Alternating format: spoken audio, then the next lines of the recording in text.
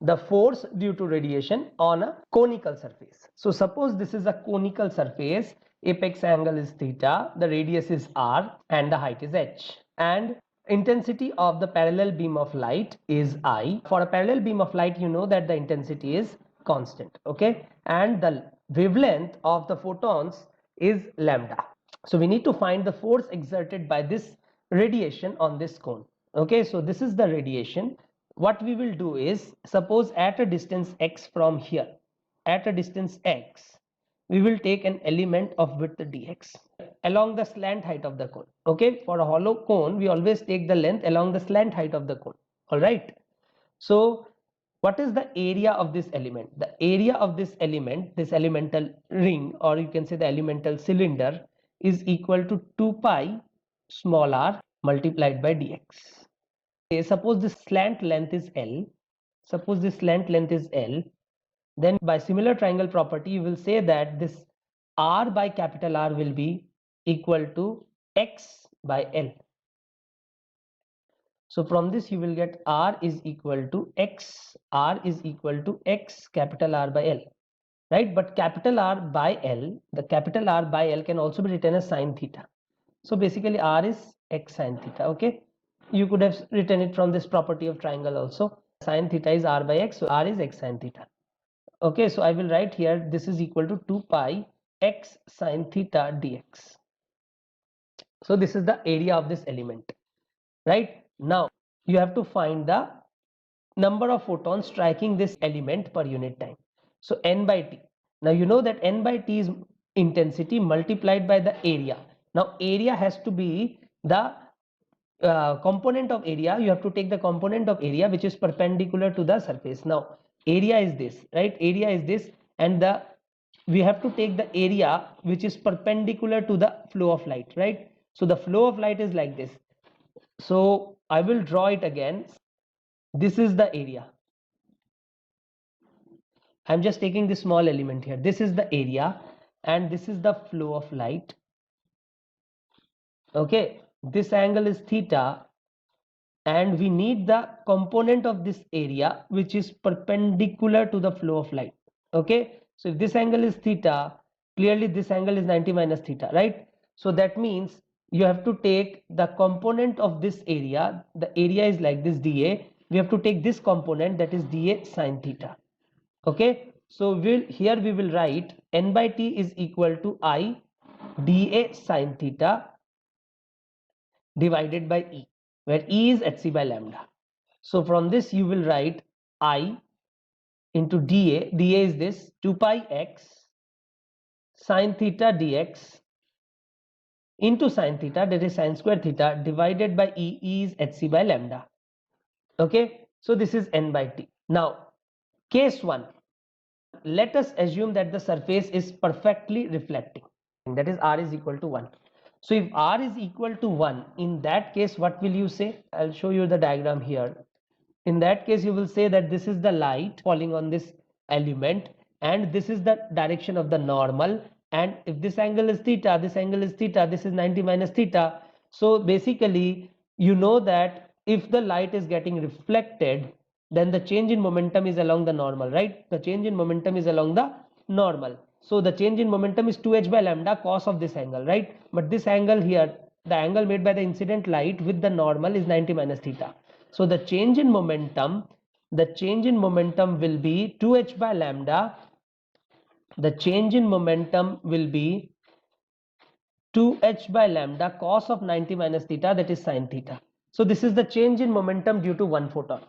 Now you know that the force is equal to n by t multiplied by the change in momentum due to one photon, right? So I will write this is equal to 2h by lambda sine theta. This is the change in momentum due to one photon multiplied by n by t, that is I 2 pi x sine square theta lambda dx by hc. Now lambda cancel. So from this we are going to get df is equal to 4I pi x dx sine cube theta by c. Okay, now once you have got this value, what we have to do is we have to look at the direction of the forces in this element, right? So in this element we take further small elements. So suppose this is one element, and in this element, in this small element, you will see that the force is in this direction, right? And in this element you will see that the force is in this direction. So basically for every element you will see that this component of force is getting cancelled out and only this component of force remains. Okay, now the component of force which is cancelling out is df cos theta, because if this angle is theta, this is 90 minus theta, this is theta. Okay, so you will say that the df cos theta component is cancelling out and this angle is 90 minus theta again. Okay, so this component of force is adding.